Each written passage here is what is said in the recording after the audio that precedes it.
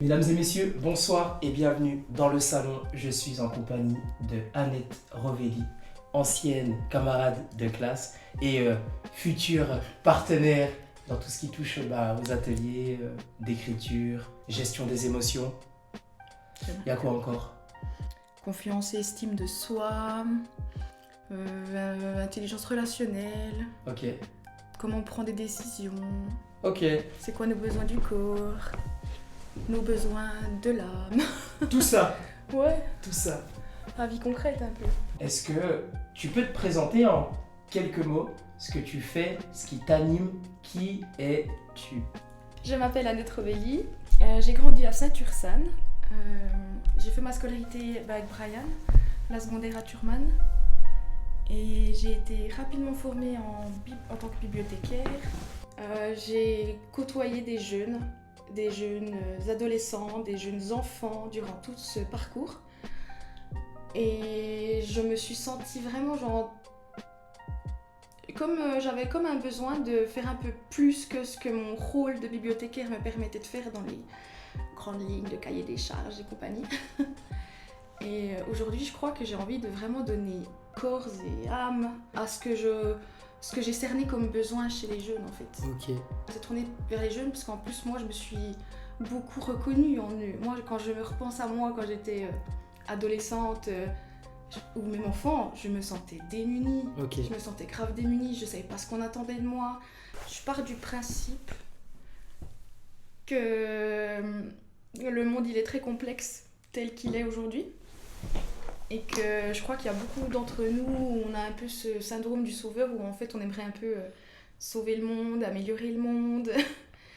Et moi je crois que on peut pas sauver les gens, on peut pas coacher les gens, on se confronte facilement à un mur et en fait si tu veux j'aimerais donner des outils et des clés aux jeunes parce que moi j'en ai manqué. D'accord. Et que je vois qu'ils en manquent encore. Ok.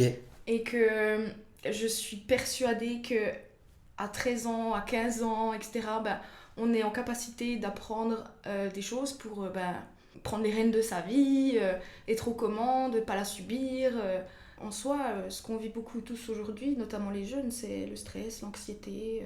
Et aujourd'hui, moi, j'ai dû apprendre aussi des méthodes pour me calmer, me réguler. Et ça, je pense qu'on peut aussi l'apprendre tôt, plutôt que ce que moi j'ai dû faire, entre guillemets.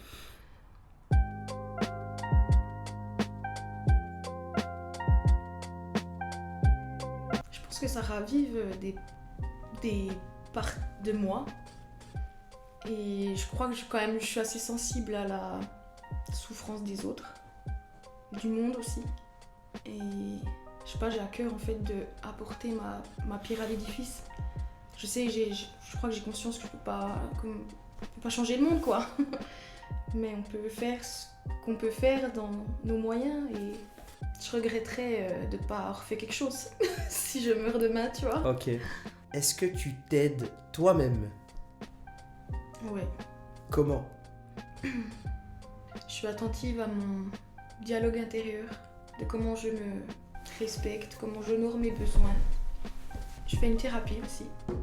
Ok. Et ça, je trouve incroyable, juste d'avoir un espace en fait où tu peux juste déposer quelque chose et que ce sera entendu. C'est quelque chose que moi personnellement j'ai appris. D'accord. C'est quand la première fois que tu as vu une thérapeute? C'est quand la première fois que c'est arrivé? C'était il y a 2 ans, début d'année je crois.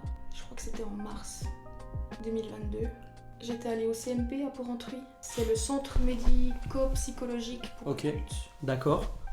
Et du coup, il y a un ensemble de thérapeutes. Et du coup, moi, j'avais une psychologue à cette époque-là.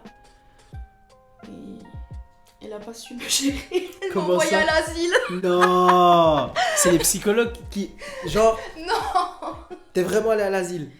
Oh, mais il faut pas le dire comme ça. Parce que c'est vraiment péjoratif de le dire comme ça. Non, mais genre, regarde, elle t'a envoyé... elle t'a envoyé à l'asile. Non. C'était allé à l'asile. Oui. Mais dans le sens où... Elle me l'a pas dit, genre en mode il faut que vous y allez. Ok. Elle m'a suggéré une première fois la chose. D'accord. Et j'étais là en mode mais pas du tout, moi je suis pas... bah voilà quoi, non. Et Et en fait, le temps a passé, quelques semaines, 2-3 semaines peut-être. Et je crois que finalement, j'ai ressenti au fond de moi que, je sais pas, c'est comme si ça m'appelait. C'est comme si... Enfin, il m'avait expliqué comment ça se passait et tout. Au bout d'un moment, c'est moi qui ai dit vous vous souvenez, vous m'avez parlé de ça.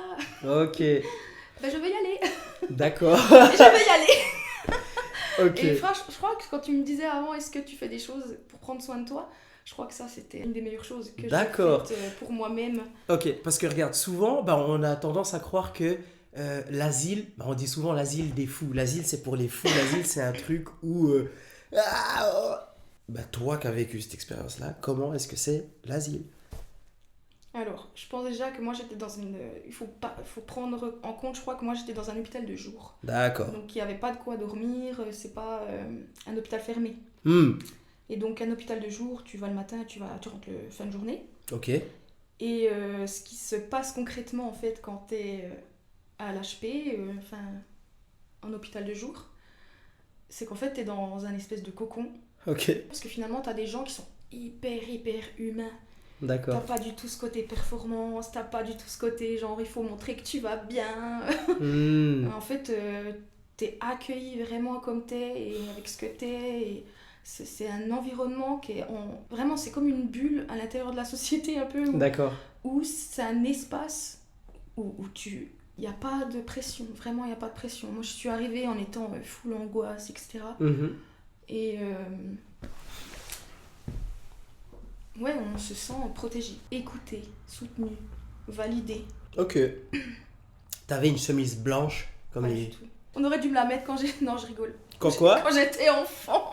Je rigole. Non, mais j'étais une adolescente. On était à l'école ensemble. Ouais. Je sais pas si tu te souviens, mais il fallait pas me chercher. Pour toi, c'était comment le collège? Mec, le collège, c'était un endroit où j'allais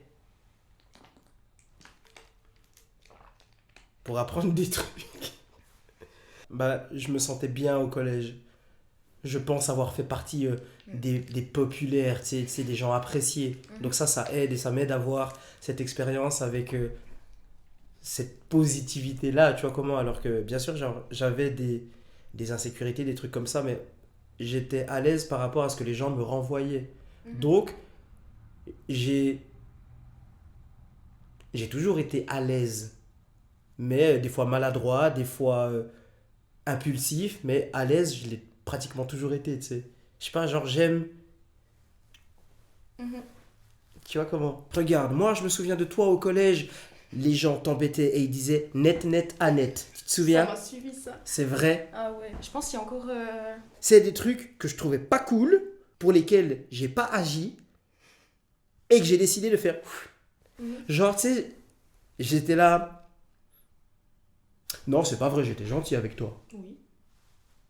Oh, tu te souviens? Tu m'as fait une lettre d'excuse. Non. Le poignet cassé. Je t'ai cassé le poignet? Tu m'as pas cassé le poignet, tu m'as fait chier dans les couloirs. Ok. Je t'ai envoyé un coup de pied. Ouais. Je t'ai loupé. Ouais. J'ai recommencé. Ouais. Je suis partie au dos. Oh! Puis je me suis assise sur mon propre poignet et il est cassé. C'est pas de ma faute, mec. Ouais, mais C'est par contre, pas du tout de ma faute, mec. En gros, tu avais dû t'excuser par lettre parce qu'en gros, tu t'avais dit, ouais, si je t'avais pas embêté, t'aurais pas fait ça et donc tu serais pas tombé. Donc je te prie de m'excuser. Non. Waouh! J'ai aucun souvenir de ça. Donc non, j'ai essayé d'être gentil avec toi et je suis trop content parce que ça a porté ses fruits. Aujourd'hui, on est encore amis. Ouais. Tu vois comment? C'est ça, la vie. Tu es ce qu'on peut considérer comme une grande sportive. À quelle fréquence t'entraînes-tu et qu'est-ce que le sport apporte dans ta vie? Je m'entraîne 3-4 fois par semaine, plus un entraînement de mobilité de la colonne, des hanches. J'essaie de faire bouger tout ce que je considère qu'il faut bouger dans mon corps. Ok. Et puis le sport, moi, ça m'amène beaucoup de connexion avec le corps. Ok. Je trouve que moi, personnellement, je crois qu'on l'a compris, je suis assez angoissée encore aujourd'hui. Et donc, je suis beaucoup dans ma tête. Ok. Et du coup, le sport, ça me permet justement d'incarner autre chose et de me sentir forte, me sentir puissante. Pourquoi est-ce que tu as commencé à faire du sport ? Dans mes souvenirs, je crois que c'était surtout pour une question de perte de poids. Ok. En fait, je crois que j'ai commencé une première fois le sport. Et ça n'a jamais été très régulier. Ok. Je commençais, j'arrêtais, enfin c'était vraiment sur ce truc de motivation et perte de motivation, j'étais là-dessus en fait. Et moi qui ai aussi eu des TCA, les troubles du comportement alimentaire, mon rapport à la nourriture était d'une façon qui, en fait, je cataloguais les aliments où rien que le fait de me nourrir, pour moi, à manger était un raccourci avec le fait de grossir. Et au bout d'un moment, j'ai découvert une personne sur les réseaux sociaux qui parlait de l'alimentation, et moi j'ai aussi une intolérance au gluten. Ok. Et en fait, j'ai enfin compris que je pouvais apprendre à m'alimenter, donc à créer des plats, créer des repas. D'accord. Qui vont en fait dans le sens de m'alimenter correctement. Et en fait, manger correctement et aller au sport, c'est devenu indissociable. D'accord. Et c'est devenu en fait un rythme de vie. Je me vois pas ne pas aller au sport en fait. Puis aujourd'hui par contre, si je ne veux pas y aller ou que je ressens que je peux pas pendant 10 jours, 2 semaines, il n'y a pas de souci, j'y vais pas. J'y vais pas, je culpabilise pas, je suis beaucoup plus flexible avec ça en fait. Je crois que j'ai vachement compris finalement, tu sais, quand j'ai compris ce rapport de cycle en fait. Tu vois, nous les femmes, enfin les hommes aussi, okay. Mais moi je sens vraiment que mon cycle menstruel, il a un gros impact en fait dans ma vie de tous les jours. Chaque semaine est différente. Et... C'est jamais la même chose, c'est tout le temps une nouvelle aventure. Écoute, je pourrais te dire que c'est une nouvelle aventure, mais c'est une nouvelle aventure qui est un peu connue, tu vois, genre les cycles menstruels, enfin au bout d'un moment j'en ai eu combien dans ma vie, tu vois. On n'en parle pas, enfin je suis pas concerné, mais on n'en parle pas si souvent que ça, de comment on se sent quand. Dans un mois ça se passe comment pour une femme ? Premier jour de règles, c'est ton jour 1 du cycle. Ah. Donc ton cycle commence avec le premier jour de tes règles. D'accord. T'as à peu près, je sais pas, ça dépend de tout le monde, mais entre 3 et 7 jours de règles. Ok. Après, t'as une semaine de battement. Ouais. Et puis après, tu commences à sentir que t'es en ovulation. T'es en train de sentir que ça se passe bien ? Ton corps en tout cas, en tant que femme, notre corps, mon corps me le signale que je suis en ovulation, tu vois. Ok. Concrètement, tu vas aux toilettes, ton corps, oui, t'es en ovulation, tu peux pas ne pas le comprendre. Ok. C'est vraiment le corps qui t'envoie ce message-là. Ouais. En fait.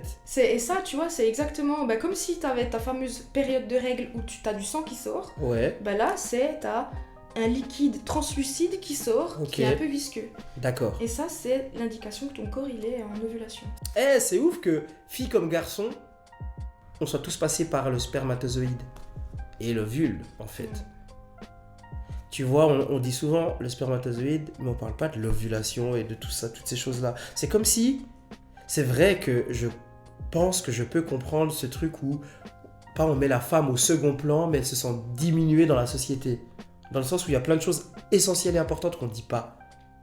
Concernant les cycles, concernant comment vous fonctionnez, comment vous pensez. Mais je pense que l'inégalité... c'est rien à voir avec l'argent, ce qui est en train de se passer. C'est une histoire entre un homme et une femme. Ce qui est en train d'arriver. Tu parles de la vie. Non, mais tu fais un lien avec le féminisme, on va dire. Mais c'est chiant comme terme, le féminisme. Ouais. Mais juste, tu vois, en fait, pour moi, le féminisme, c'est genre juste en mode, coucou, on est la moitié des personnes vivant sur Terre. Nous avons des besoins et nous faisons des choses au même titre que les hommes. D'accord. Est-ce que ça peut être reconnu ? Parce que là, c'est pas le cas. Quelles sont tes revendications ? Attends, mais alors là, tu rentres dans des... tu me ramènes avec ta question à quelque chose de très intime, en fait. Ah. Tu vois, j'ai pas envie là de te dire parce qu'au niveau politique, parce que les salaires, machin. Moi, j'ai envie de te dire, ouais, mon rapport aux hommes, là, il est remis grave en question quand même. Avant, je te disais que moi, je me suis construite un peu en pensant que c'est les hommes qui faisaient foi, en fait, qui actaient les choses. Et d'ailleurs, le nombre de fois où, en tant que femme, tu fricotes avec un, puis tu dis au bout d'un moment, on est quoi ? Non, mais comme si c'était à lui de choisir, en fait. Comme si c'était à lui de statuer tout seul. D'accord. Tu vois ? Et en fait, ça, c'est des injonctions qu'on a appris en temps... Tu vois, parce qu'on baigne dedans. Et juste ça, en termes de rapport intime, juste reprendre sa place, tu vois. Et même... Tu t'es déjà senti comment on dit, dévalorisé par rapport à un homme? Dans mon rapport avec les hommes, ouais. Genre Dans comme... ton rapport intime ou rapport professionnel ou C'est plus intime pour moi. Donc ça résulte d'une relation que tu as eue.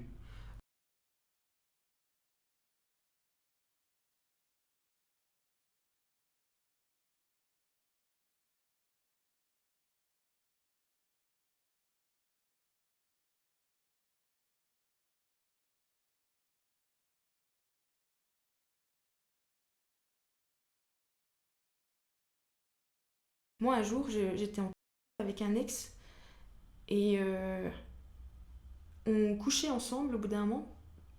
Et puis, ni quoi que ce soit, genre, il m'a pas parlé quoi. Il m'a. Puis, genre, il est entré une fois, il est ressorti. Ok. Il est rentré une deuxième fois. Et, genre, moi, je me suis expulsée en avant. Ok. Mais j'étais déchirée. Ok. Je croyais que je saignais du Ok. horrible. Et ça fait mal pendant genre au moins 10 minutes. Hein. Ok. 10-15 minutes, Ok. t'es comme ça en train de souffrir, tu vois. Ok. Et genre le mec, je le regarde, je pleure. Et je lui dis mais que c'est un connard. Puis en fait, il était en train de rigoler. Mais il était hilar. Et en fait, après, tu vois, genre ce souvenir-là. Et après que je me souviens que oh, tu pleures, il faut pas. Puis qu'il est venu genre me réconforter. Ok. Mais genre, c'est quoi ça en fait? J'avais même pas de capacité de lui dire en fait ce que t'as fait ça se fait pas, genre j'ai mal, genre me touche pas, j'avais même pas. J'étais tellement choquée, sidérée, mal, etc. que ouais, dans cet état-là, ben. Je pense que j'ai même pas. Je lui en ai même pas voulu à la hauteur de ce que j'avais ressenti, Ok. juste parce que j'ai considéré que d'une certaine façon, que j'avais pas mon mot à dire, Ok. Waouh. tu vois. Waouh. Et moi, ça, quand j'y repense, je me dis, mais. C'est. Waouh. C'est tellement intéressant d'entendre ça de cette manière-là et comme ça, genre. Ça me permet de comprendre pas beaucoup de choses, ni même de me mettre à ta place, mais ça ouvre une perspective de malade pour moi. Genre, je me dis, mec, c'est donc ça. Tu vois comment? Et c'est des choses qu'on n'a jamais vécues.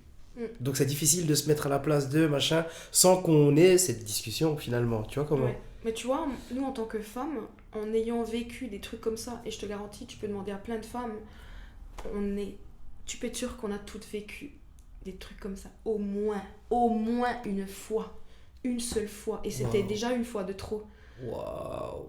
Mais on est toutes concernées. Et du coup, bah, nous, en ayant vécu ça et en ayant vécu cette souffrance ou cet effet, tu sais, de trahison ou de genre d'incompréhension, de sidération, parce que t'es en train de faire l'amour avec ton copain et que ça se passe comme ça, en fait, c'est quoi l'image de l'amour que tu apprends que c'est? Enfin, c'est un délire, tu vois. Et nous, en ayant vécu ça, mais on se dit, mais jamais nous, on est, entre guillemets, capable bah, de pénétrer un homme comme ça, de la même manière. Est-ce que tu considères ça comme un viol? Ce qui s'est passé là, Ouais. Ok. Mais Et sur moi le moment, non. D'accord. Tu vois, sur le moment, je n'avais pas de qualificatif pour normer ce que c'était un viol. C'était quoi sur le moment? Comme ça, vraiment comme ça, je suis pas sûre, mais genre un dérapage. Waouh. C'est le mot qui me vient quand je repense à ce moment-là, qui j'étais à ce moment-là. Je pense que je voyais ça comme un dérapage de sa part. Parce que je trouve le terme dérapage très beau. Dans le sens où ça veut dire que Bah, t'es tu sur vois, ta route. c'est couvert par l'amour. Tu vois, Ok. je l'aimais. Ok. Et Ok. pour moi, qui était dans ce truc d'amour, et que on fait l'amour, donc il y a bien une dimension de respect, de plaisir. Waouh. Et tu vois, quand t'as des violences comme ça, tu te dis, ah, mais ça fait partie en fait. Tu vois, Waouh. moi, j'ai pas su faire cette part de. C'est quoi en fait la limite, tu vois? Tu Ok. disais justement avant que les frontières sont très fines. Ouais. Eh ben, pour ce qui est de respecter sa propre intégrité, eh ben, ça s'apprend. Ok. Et quand on apprend Enfin, quand il n'y a rien qui nous l'apprend et qu'on l'apprend dans des films, Ok. dans des musiques ou Ok. dans des trucs Ok. qui sont déconnectés de la réalité, Waouh. bah t'arrives pas en fait à... Waouh. Je me permets de rebondir là-dessus en te demandant s'il y a un message particulier que tu aimerais faire passer aux jeunes, mais pas plus particulièrement aux jeunes filles. Parce que j'ai l'impression que ce que tu es en train de dire là, ça les concerne finalement toutes. Qu'est-ce que tu as envie de leur dire? Aux jeunes filles qui écoutent cet épisode, je vous demande de vous faire confiance. Je vous demande de faire confiance aux informations que votre corps vous donne, d'avoir foi en lui. Votre corps ne ment jamais, il sera toujours avec vous. C'est le temple de votre âme. Je vous inviterai toujours à faire des compromis dans la vie, mais jamais de vous compromettre. C'est, je pense, une des plus belles preuves d'amour qu'on peut se faire à soi-même.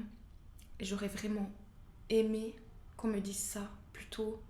Et affirmez-vous vraiment. Vraiment, ça m'émeut. C'est beau. Et je te remercie. Merci à toi. Et j'ai pas plus de questions. On a terminé cet entretien, mesdames et messieurs. On était avec Annette Rovelli. Merci beaucoup pour le message que tu viens de faire passer. Merci d'avoir partagé ton expérience, tes émotions, ta vie, une partie de ta vie. Et je ressors de cet épisode, mesdames et messieurs, un petit bouleversé. Bouleversé, c'est le mot.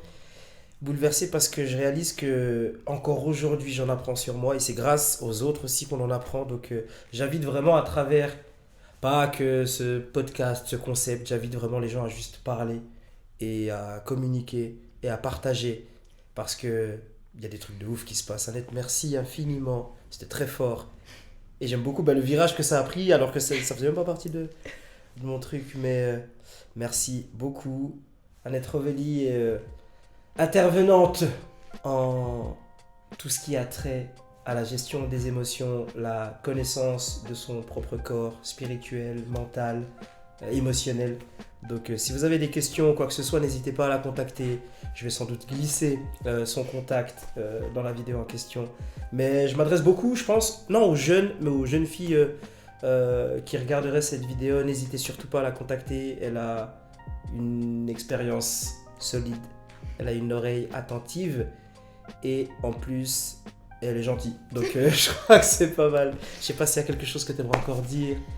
Je voulais te remercier de m'avoir invitée. C'était un très bon moment et un bel exercice pour moi de poser les choses qui me tenaient à cœur. Et merci pour la direction qu'on a mis tous les deux à ce qui vient de se passer. C'était fort. C'était fort, ouais. C'était fort. Et je vous remercie d'avance pour votre écoute. Et abonnez-vous à la chaîne. Je veux pas tomber dans le vide, frère, avoir des doutes c'est normal. J'aime gratter pour me sentir moins mal, satisfaire mes envies. Pour ça, faut changer la mentale. Y'a pas long, on était trop lamentable. Je veux pas tomber dans le vide, frère, avoir des doutes c'est normal. J'aime gratter pour me sentir moins mal, satisfaire mes envies. Pour ça, faut changer la mentale. Y'a pas long, on était trop lamentable. Ah, et si jamais, le salon, c'est pas que les caméras et tout ça, c'est aussi en privé. Donc, qui que tu sois, si t'as juste envie de parler à quelqu'un, moi je suis là, je suis chez moi, je suis dans mon canapé. Donc, écris-moi et on check grave. Salam.